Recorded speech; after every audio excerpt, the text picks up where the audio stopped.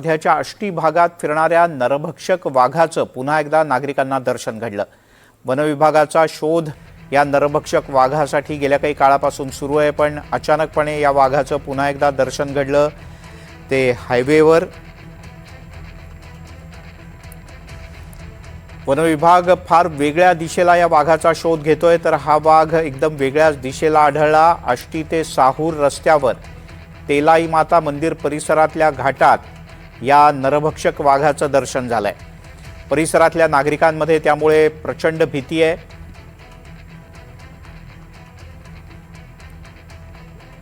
निलेश बंगाळे आपले प्रतिनिधी आपल्यासोबत आहेत। निलेश, काय अधिक माहिती आहे या वाघाबद्दल?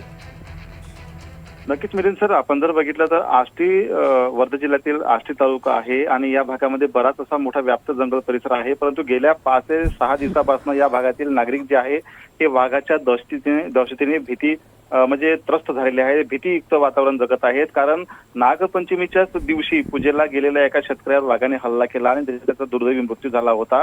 आणि मग तो वाघ शोधण्यासाठी वन विभागाची 40 ते 50 जणांची टीम पूर्ण जंगल पिंजून काढत होती असा दावा वन विभाग करत आहे। परंतु आजही वन विभागाची टीम आष्टी तालुक्यातील एका भलत्याच टोकावर वाघाचा शोध घेत होती, परंतु वाघाचं दर्शन आता बिलकुल विरुद्ध दिशेने झालेलं आहे, दुसऱ्या टोकावर झालेलं आहे। म्हणजे तिथून तब्बल 8 ते 10 किलोमीटर अंतरावर या वाघाचं दर्शन झालं असल्या कारणामुळे आश्चर्य व्यक्त होत आहे वन विभागाच्या या कार्यप्रणालीवर। आणि या वाघाने आता दर्शन दिल्यानंतर नागरिकांमध्ये भीतीची आहे प्रचंड मोठी निर्माण झालेली आहे। खरं म्हणजे आष्टी ते साहूर या रस्त्यावर घाट आहे आष्टी तालुक्यातला आणि या घाटामध्ये ते या वाघाचं दर्शन झालेलं आहे।